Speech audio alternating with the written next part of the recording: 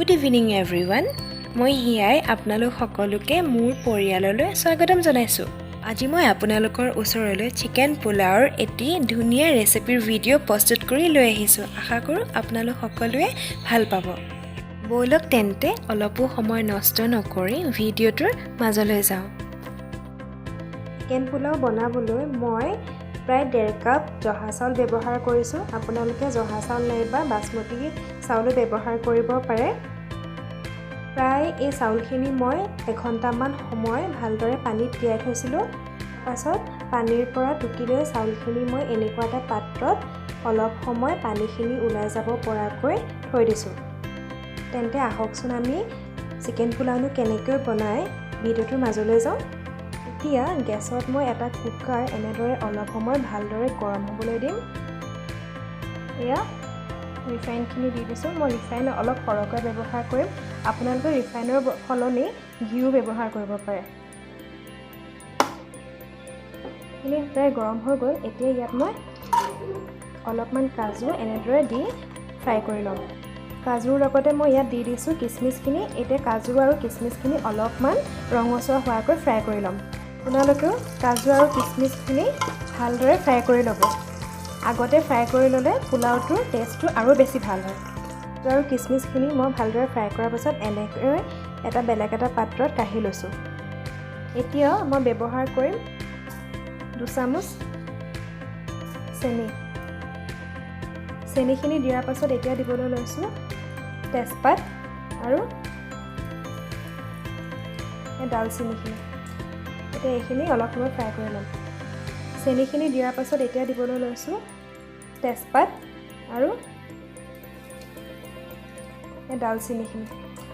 এতিয়া এইখিনি অলপ সময় ফ্ৰাই কৰি ল'ম। এইখিনি ভাজি হোৱাৰ পাছত এতিয়া ইয়াত মই দিম এনেদৰে পিহি লোৱা পিঁয়াজ আৰু অলপমান খুন্দি লোৱা নহৰু। মই ইয়াত 2টা মজলীয়া আকাৰৰ পিঁয়াজ ব্যৱহাৰ কৰিছোঁ। পিঁয়াজখিনি দিয়া হৈ গ'ল। এতিয়া এইখিনি মই অলপ সময় ভালদৰে ভাজি ল'ম। আপোনালোকে কুকাৰটো কম জুইত ৰাখিব, নহ'লে তলত ৰঙাকৈ লাগি যোৱাৰ সম্ভাৱনাটো বেছি। এতিয়া ইয়াত মই ব্যৱহাৰ কৰিম অলপমান শুকান ধনিয়াখিনি দি দিলোঁ। এইখিনি ভালদৰে অলপ সময় ভাজি ল'ব লাগিব। আজি এই ৰেচিপিটো একেবাৰে সহজ আৰু অতি কম সময়তে ৰান্ধিব পৰা যায়। আপোনালোকে সম্পূৰ্ণকৈ ভিডিঅ'টো চাই থাকিব। এতিয়া ইয়াত মই দিবলৈ লৈছোঁ এনেদৰে সৰু সৰুকৈ কাটি থোৱা গাজৰখিনি দি দিয়া হ'ল। গাজৰখিনি এনেদৰে দিয়াৰ পাছত ভালদৰে অলপ সময় ভাজি থাকিব লাগিব।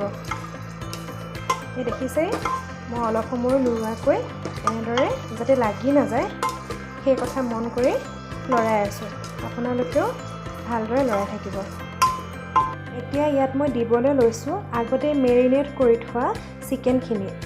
ইয়াত মই ডাঙৰ ডাঙৰ চাইজৰ 3 টুকুৰা চিকেন লৈছোঁ আৰু এই চিকেনখিনি ৰিফাইন, গৰম মছলা, ধনিয়া পাউডাৰ, জিৰা পাউডাৰ সকলোখিনি দি অলপ সময় ফ্ৰিজত ৰাখি মেৰিনেট কৰি থৈছিলোঁ। চিকেনখিনি দিয়া হৈ গ'ল। এতিয়া এইখিনি অলপ সময় ভালদৰে লৰাই থাকিব লাগিব। ইয়াত মই ব্যৱহাৰ কৰিম অলপমান গৰম মছলা। এইখিনি প্ৰায় 5 মিনিটমান সময়ৰ পিছত ভালদৰে মই ভাজি থাকিম।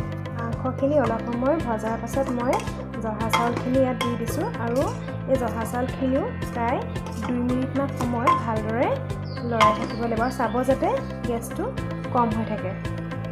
ইয়াত দিবলৈ লৈছোঁ নিজৰ সোৱাদ অনুসৰি অলপমান নিমখ দিবলৈ লৈছোঁ। আগতে ফ্ৰাই কৰি থোৱা কাজু আৰু কিচমিচখিনি আৰু দিবলৈ লৈছোঁ অলপমান উলিয়াই থোৱা আদাৰ ৰস।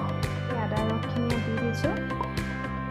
এতিয়া এইখিনি ভালদৰে এনেদৰে মিক্স কৰি ল'ব লাগিব। এতিয়া ইয়াত মই দিবলৈ লৈছোঁ 2 চামুচ ঘি। 2 চামুচ ঘি মই একেলগে এনেকৈ দি দিছোঁ আৰু এতিয়া এইখিনি ভালদৰে লৰাই ল'ম। ঘিউৱে পোলাওখিনি গোন্ধটো বৰ ধুনীয়া কৰাৰ লগতে খাবলৈও বেছ সুস্বাদু কৰি তোলে। এতিয়া ইয়াত মই অলপমান পানী ব্যৱহাৰ কৰিম। পানীখিনি দি দিয়া হ'ল। সাধাৰণ ভাততকৈ পানী ইয়াত মই অলপ কমকৈ ব্যৱহাৰ কৰিছোঁ। বহুত বেছি পানী ব্যৱহাৰ নকৰিব, নহ'লে পোলাওখিনি লেপা হৈ যোৱাৰ চান্সটো বেছি থাকে। এতিয়া কুকাৰটো ভালদৰে বন্ধ কৰি দিছোঁ। এতিয়া মই 2টা হুইচেল মাৰিবলৈ দিম আৰু তাৰপিছত গেছটো অফ কৰি দিম। চাওক আমাৰ পোলাওখিনি হৈ গ'ল। আপোনালোকক ভালদৰে এনেদৰে লৰাই দেখাইছোঁ।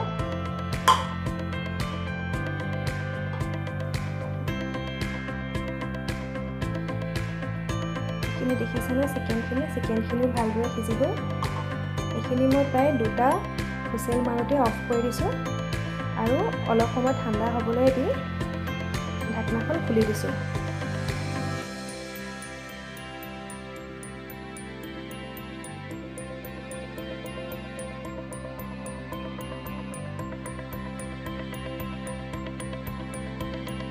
এয়া আমাৰ চিকেন পোলাওখিনি ৰেডি হৈ গ'ল।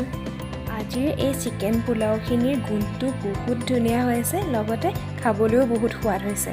আজিৰ এই ৰেচিপিটো আপোনালোকে কিন্তু ট্ৰাই কৰি চাবই আৰু মোৰ বিশ্বাস আপোনালোকে আজিৰ ৰেচিপিটো বহুত ভাল পাব। আজিৰ এই ৰেচিপিটো আপোনালোকে যদি ভাল পাইছে তেনেহ'লে প্লিজ লাইক, কমেণ্ট আৰু শ্বেয়াৰ কৰি দিব। লগতে যিসকলে এতিয়ালৈকে মোৰ চেনেলটিক ছাবস্ক্ৰাইব কৰা নাই তেওঁলোকে যাতে মোৰ চেনেলটিক ছাবস্ক্ৰাইব কৰি কাষতে থকা বেল আইকনটি প্ৰেছ কৰি অল কৰি দিয়ে। আকৌ এটা নতুন ভিডিঅ'ৰে আপোনালোকক লগ পোৱাৰ প্ৰতিশ্ৰুতিৰে ধন্যবাদ। ভালে থাকক।